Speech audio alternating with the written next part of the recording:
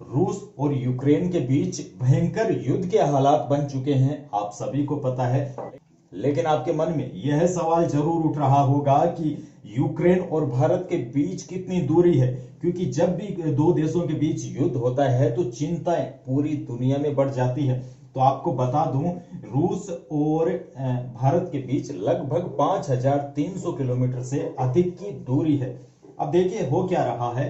रूस है, उसने चारों तरफ से ये देखिए, इसको चारों तरफ से घेर रखा है। कीव इसकी राजधानी है, कैपिटल है। यहां तक रूस की सेना पहुंच चुकी है, जबरदस्त बमबारी कर रही है। वहां के राष्ट्रपति ने भी अब लगभग हाथ खड़े कर लिए हैं। ये पोलैंड है और पोलैंड से यूक्रेन की सीमा ये सटी हुई है। यहाँ के लोग हैं वो पोलैंड की तरफ भाग रहे हैं कि जैसे तैसे वो बच जाए। चिंता की बात यह है कि 15 से 16 हजार स्टूडेंट भारत के भी यहाँ यूक्रेन में फंसे हुए हैं। आशा करते हैं कि सरकार उनको जल्द निकाल लेगी। दरअसल रूस और यूक्रेन के बीच लड़ाई किस चीज की है, तो आपको बता दूं, यूक्रेन चाहता है कि वो नाटो देशों में शामिल हो जाए। नाटो देश देखिए, ये जो है ये सारे देश है वो नाटो के सदस्य हैं।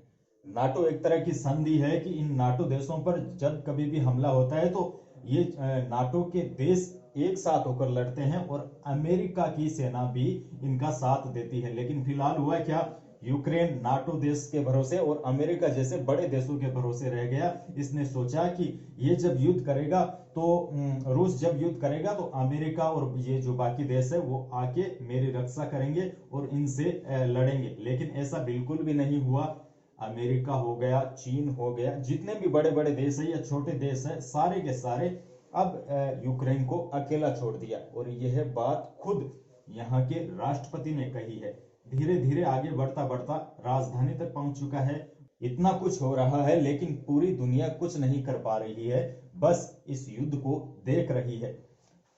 और अमेरिका अपने आप को बड़ा महाशक्तिशाली देश कहता है, लेकिन वो भी कहीं ना कहीं यूक्रेन के मामले में पीछे हट गया है। जो बाइडेन जो वहां के राष्ट्रपति है, उन्होंने साफ शब्दों में कह दिया है कि हम अपनी सेना यूक्रेन में नहीं भेजेंगे।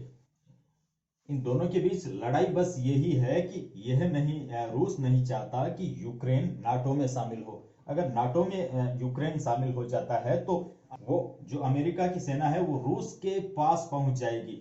और रूस कभी नहीं चाहता कि अमेरिका की सेना उसके पास पहुंच चुके, क्योंकि रूस